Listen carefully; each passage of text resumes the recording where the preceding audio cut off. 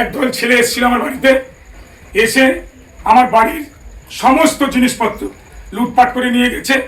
আমার মেয়েটাকে হাত ধরে মহুয়া সর্দার মাইতির বাড়িতে হামলার অভিযোগ। মিনাখা বিধানসভায় তৃণমূল জিতেছে, কিন্তু তারপরেও তৃণমূলের পঞ্চায়েত সদস্য মহুয়া সর্দার মাইতির বাড়িতে হামলার অভিযোগ। বিজেপি আশ্রিত দুষ্কৃতীদের বিরুদ্ধে অভিযোগ। মিনাখা বিধানসভায় বামপুকুর এলাকার ঘটনা। ওরা আমার বাড়িতে এসেছিল, অমলেন্দু প্রামাণিক, সৌরভ দাস, আরো কুখ্যাত কিছু একদল ছেলে এসেছিল আমার বাড়িতে, এসে আমার বাড়ির সমস্ত জিনিসপত্র লুটপাট করে নিয়ে গেছে। আমার মেয়েটাকে হাত ধরে টেনে হিড়ির করে বাইরে উঠিয়ে নিয়ে যাবে বলেছিল। আমার বাসকে 5 লক্ষ টাকা ছিল, দুখানা ফোন এবং সোনা গহনা, ওরা সমস্ত কিছু লুটপাট করে নিয়ে গেছে। সমস্ত কিছু ওরা লুটপাট করে নিয়ে ওরা চলে গেছে এবং আমার মেয়েকে উঠিয়ে নিয়ে যাওয়ার একটা চেষ্টা করছিল।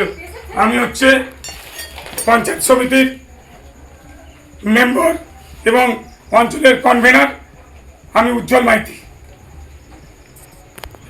আমার মেয়েটাকে তুলে নিয়ে চলে গেল স্বরূপ আর অমলেন্দু প্রামাণিক,